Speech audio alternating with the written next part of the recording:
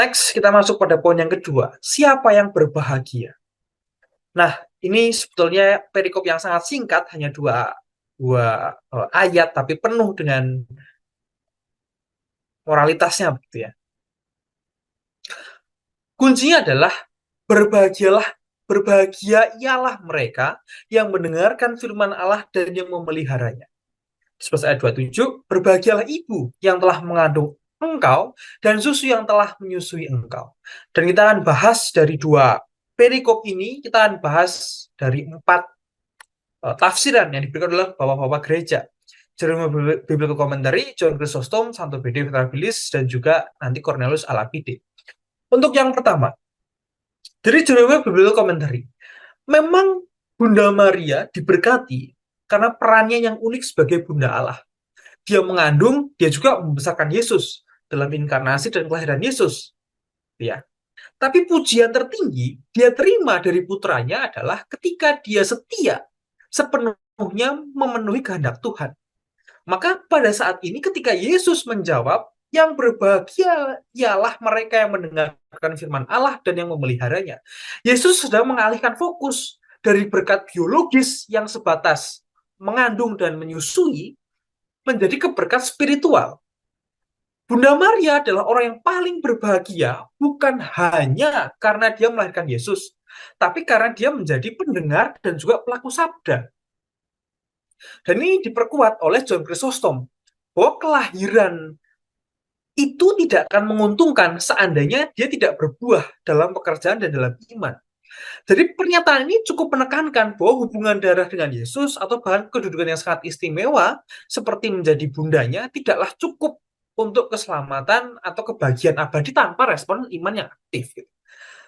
Keibuan Maria adalah anugerah ilahi, tapi anugerah itu menjadi berkat yang menyelamatkan, karena dia menyambut dengan iman dan juga dengan ketaatan.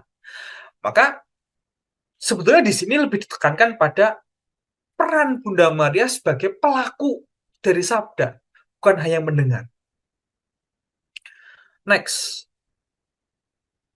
apa yang membuat Bunda Maria berbahagia? Bunda Maria menjadi yang berbahagia karena dia menjaga. Dia menjadi penjaga kekal dari firman Tuhan. Firman Tuhan yang sama, yang selalu dia kasihinya.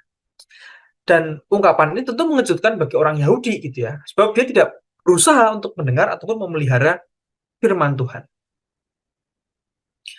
Next. Ya, terakhir dari Cornelius Alabide. Poin ini memang merangkum inti dari ayat Lukas 11 ayat 28. Bahwa Yesus menawarkan kebahagiaan yang bersifat universal, bukan eksklusif. Keistimewaan Bunda Maria adalah melahirkan Kristus. Sedangkan keistimewaan kita adalah melahirkan Kristus dalam hati kita, melalui iman dan ketaatan. Maka ketika kita sudah mulai bertobat, maka kita mesti cepat-cepat untuk mengisi batin dengan roh Allah. Nah, itu sambungannya daripada yang sebelumnya. Kalau kita sudah mengisi batin dengan roh Allah, maka kita akan diberikan kekuatan 7 kali lipat melalui hikmat-hikmat dari Roh Kudus. Kalau kita baca di sini, menjadi ibu Tuhan tidak sepenuhnya memasang kebahagiaan abadi, tapi memelihara firman Tuhan sampai mati, memiliki janji pasti. Maka pada akhirnya, kemenangan terakhir bagi kita untuk mendengar dan memelihara firman Tuhan. Itulah menjadi hak istimewa bagi semua orang yang percaya. Dan disinilah relevansi kontemporernya atau moralitas yang bisa kita ambil, kira-kira begitu. Dengan penekanan bahwa kemenangan terakhir bagi orang benar adalah mendengar dan memelihara firman Tuhan, bukan dari segala macam prestasi duniawi, gitu ya. Kita mesti berpikir firman Tuhan sekarang Roh Allah itu menjadi kompas hidup. Nah, dari mana kita bisa dapatkan itu? Saya temukan Paus Benedictus ke-16 kalau nggak salah mengatakan bahwa kitab suci itu dapat menjadi kompas yang menunjukkan jalan yang mesti diikuti. Jadi salah satunya memang mesti melalui kitab suci, gitu ya. Dan juga poin yang kedua, mengajarkan berkat sejati yang kita temukan tidak berasal dari pencapaian yang lahiriah, tapi dalam kerendahan hati dan juga ketaatan. Menjadi apa yang menjadi prioritas batin kita saat ini. Ketika Yesus menegur orang Farisi, sebab orang Farisi itu hanya membersihkan sebagian gitu ya, sebagian di luaran, tapi di dalamnya penuh dengan kejahatan, penuh dengan keserakahan.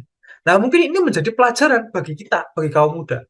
Terobsesi dengan banyak citra di luar, prestasi akademik, kekayaan, seolah membersihkan apa yang menjadi tangkangnya kita. Tapi mengabaikan apa yang mesti kita murnikan dalam jiwa. Apa yang mesti kita cari dalam hidup. Jadi kekayaan sejati kita adalah merenungkan atau mendengar dan memelihara firman Tuhan. Maka pesannya adalah kebahagiaan abadi terletak pada respon iman yang aktif dan ketaatan dan kerendahan hati terhadap firman Tuhan. Dan yang kedua, mendengar dan memelihara firman Tuhan adalah hak istimewa bagi orang yang percaya.